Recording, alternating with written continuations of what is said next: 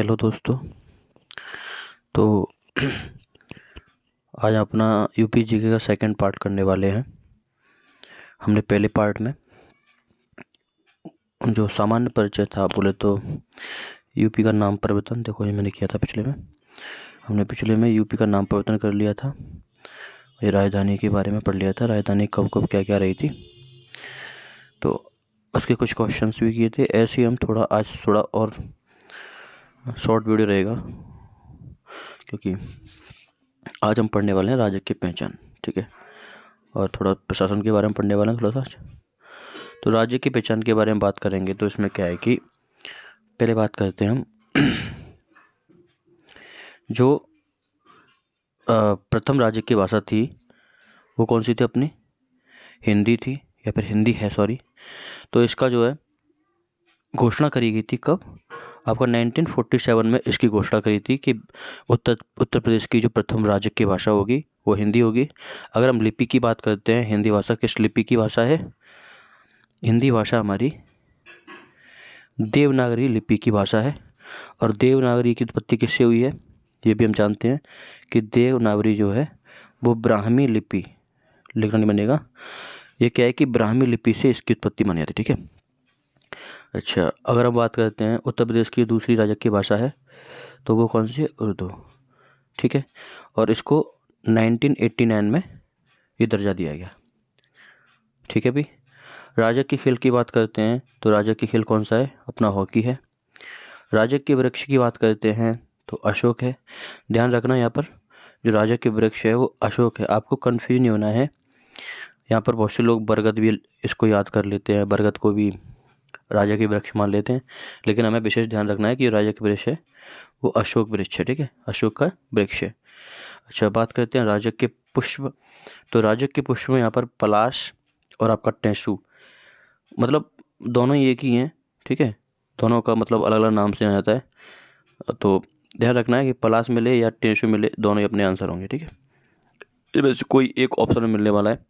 बात करें कि इनको कब मतलब अपनाया गया या फिर कब इनको ये दर्जा मिला, तो 4 जनवरी 2011 को राजक के पशु रखा गया था पलाश को, ठीक है। राजक के पशु की बात करते हैं तो राजक के पशु अपना 12 शिंगा है, ठीक है, इसमें तो कोई दोराई नहीं है। और आगे चलते हैं थोड़ा। अब जो है राजकीय पशु अपना हो चुका है। राजक के पशु की बात करें तो कौन सा है, राजक के पशु की बात करते हैं तो हमारा है 12 शिंगा, ठीक है। राजक के चिन्ह की बात करते हैं तो राजक के चिन्ह कौन सा है, आपने देखा होगा कि वृत्त के अंदर 2 मछलियों के बीच धनुष कमान, आपने कहीं भी देखो कोई सरकारी विभाग है वहाँ पर भी इसको देखा होगा। तो क्या होता है इसमें कि वृत्त के अंदर 2 मछलियाँ होती हैं और बीच में धनुष कमान होता है, ठीक है। और नदियों के कुछ उसमें लाइन सी बनी होती हैं, उनको देख सकते हैं आप, ठीक है। तो इसको कब स्वीकृति मिली थी, इसको 1938 में राजक के चिन्ह को स्वीकृति मिली थी, ठीक है। राजक के पक्षी की बात करते हैं तो अपना राजक के पक्षी कौन सा है, सारस है, इसको भी याद रखना है। देखो यहाँ से क्वेश्चन पूछे जाते हैं, हालांकि ये चीज़ें सिंपल हैं पढ़ने में। और अभी जो एग्ज़ाम हुआ था जो यूपी पुलिस कांस्टेबल का, जो जैसे अभी रद्द किया गया है पेपर लीक की वजह से, उसमें से इनमें से क्वेश्चन बने थे। ये क्वेश्चन है, ये तो सीधे पूछा गया था कि राजक के वृक्ष कौन सा है, राजक के वृक्ष को पूछा गया था ये, ठीक है, ये रखा है जो, उसमें राजक के पुष्प भी पूछा गया था, राजक के चिन्ह भी पूछा गया था, भाषा मतलब सेकंड वाली कब बनाई गई थी इसको भी पूछा गया था। और देखो इसके अलावा जो है राजक के पक्षी भी पूछा गया है, राजक के पशु भी पूछा गया है, तो ध्यान रखना है, ठीक है। अच्छा, उसके बाद बात करते हैं, यहाँ तक हमारा राजक के पक्षी क्या हो गया, ये अपना हो चुका है सारस, ठीक है। देखो अब बात करते हैं जो उत्तर प्रदेश का जो प्रशासनिक और शासनिक संरचना है ना, उसके बारे में बात करते हैं हम। तो सबसे पहले बात करते हैं कि यूपी के कितने ज़िले एनसीआर में शामिल हैं, ठीक है भाई। जो नेशनल कैपिटल रीजन है, एनसीआर यानी नेशनल कैपिटल रीजन, तो उसमें कितने शामिल हैं, तो उत्तर प्रदेश के ये आपके 8 ज़िले याद रखना है कितने जिले हैं, 8 जिले। इससे सीधा क्वेश्चन पूछा जाता है कि कितने जिले एनसीआर में शामिल है। तो हमको याद रखना है कि कितने जिले हैं, 8 जिले हैं। अब सबसे बड़ी बात है इन 8 जिलों को याद करना है भाई। सबसे बड़ी बात क्या है, इन 8 जिलों को मतलब याद करना कि इसको याद कैसे करना है। तो 8 जिलों के बारे में बात करते हैं हमने इसके लिए ट्रिक ना रखी है।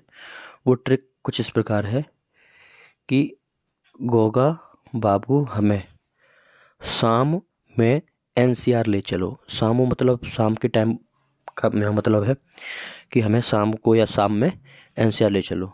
इससे हमें फ़ायदा क्या होगा, देखो गौ से बनेगा गौतम बुद्ध नगर, गा से बनेगा गाजियाबाद, आगे वाले वा से बनेगा वागपत, वू से बनेगा बुलंदशहर, हा से बनेगा हापुड़ और मे से बनेगा मेरठ। ऐसे ही शाह से बनेगा शामली और मुँह से बनेगा आपका मुजफ्फरनगर। दिख रहा होगा, ठीक है। तो इस प्रकार से देखो बहुत सिंपल सी ट्रिक है, गोगा बाबू हमें शाम में एनसीआर ले चलो। उस तरह से याद करते तो बहुत टाइम लगता, इससे हम आराम से इसे याद कर सकते हैं, ठीक है भाई।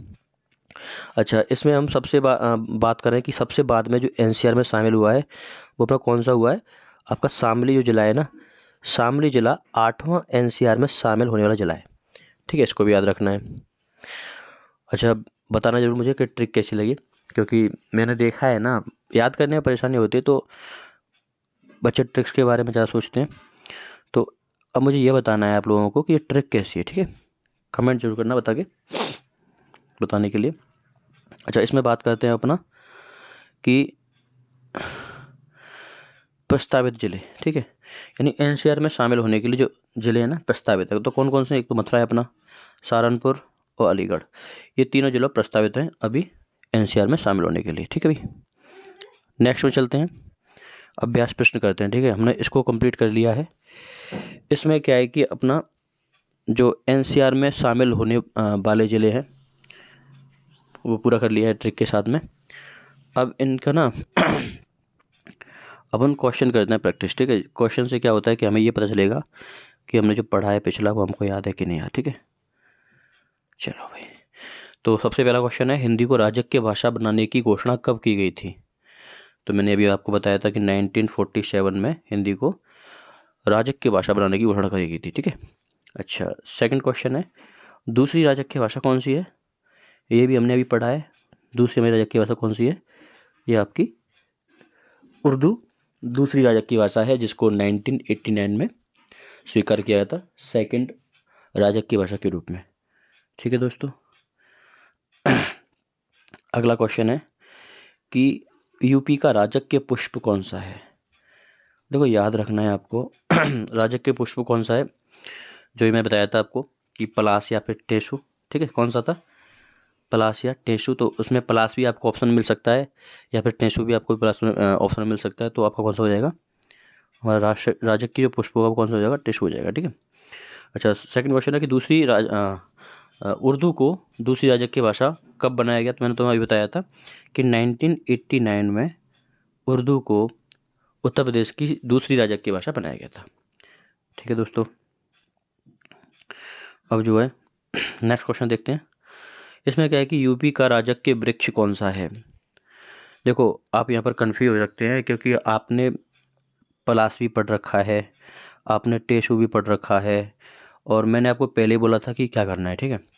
तो ये हमारे क्या हैं, ये हमारे पुष्प हैं। तो उन्होंने हमसे पूछा क्या है, हमको ये कन्फ्यूजन दे सकते हैं कि मतलब कि ये प्लास भी दे रखा है, टेसू रखा है, तो आंसर क्या होगा। तो विशेष ध्यान रखना है, इसने राजकीय वृक्ष पूछा है, राजकीय वृक्ष। पुष्प पूछता तो हम इन पर ध्यान देते, ठीक है। तो यहाँ पे देख सकते हैं कि बरगद तो हो ही नहीं सकता, मैंने कोई बताया था अभी। तो अपना क्या हो जाएगा, अपना हो जाएगा अशोक। अशोक का जो वृक्ष होता है वो अपना राजकीय वृक्ष है, ठीक है दोस्तों। नेक्स्ट क्वेश्चन क्या है, निम्न में से कौन सा जिला एनसीआर में शामिल है। तो मैंने क्या बताया था अभी, गोगा बाबू हमें शाम में एनसीआर ले चलो। तो देखो इसमें क्या था कि अपने 8 जिले थे, जिनमें से ये तो है ही नहीं तीनों जिले, बस इसमें कौन सा था अपना, हापुड़ था, ठीक है। कौन सा हो जाएगा, हापुड़ जिला था जो एनसीआर में शामिल है, ठीक है। अच्छा, अब अपना जो क्वेश्चन है, कौन सा जिला एनसीआर में शामिल नहीं है। तो देखो इनमें से कौन सा जिला एनसीआर में शामिल नहीं आपको देखना है। तो देखो इसमें बागपत एनसीआर में शामिल है, अभी कराया था मैंने। मेरठ एनसीआर में शामिल है, शामली एनसीआर में शामिल है, और जबकि 8वां जिला है शामिल होने वाला। लेकिन इस लिस्ट में अपना आगरा नहीं था, इस लिस्ट में अपना आगरा शामिल नहीं है। तो क्वेश्चन विशेष ध्यान रखना कि कौन सा नहीं है। तो इसमें आगरा अपना एनसीआर में शामिल नहीं है। तो इस प्रकार से हमें ये याद करना है, ठीक है दोस्तों। तो ट्रिक से हम आराम से याद कर सकते हैं। आगे मैं इसमें और भी ट्रिक कराने वाला हूँ, ठीक है। जो चीज़ें हमें याद करने में थोड़ी टफ लगती हैं उनको हम आसानी से याद करेंगे, ठीक है। और आज ये वीडियो नहीं रहने वाला है इतना ही रहेगा। आगे का कंटेंट मैं इसमें आगे लेके आऊँगा अगली वीडियो में। तो आपको बताना जरूर है कि वीडियो कैसी रही, ठीक है, कैसा लगा कंटेंट, और आपको एनसीआर में शामिल होने वाले जिले याद हुए कि नहीं, ठीक है, इसके बारे में जरूर बताना, ठीक है दोस्तों। तो आज हम इतना ही करते हैं।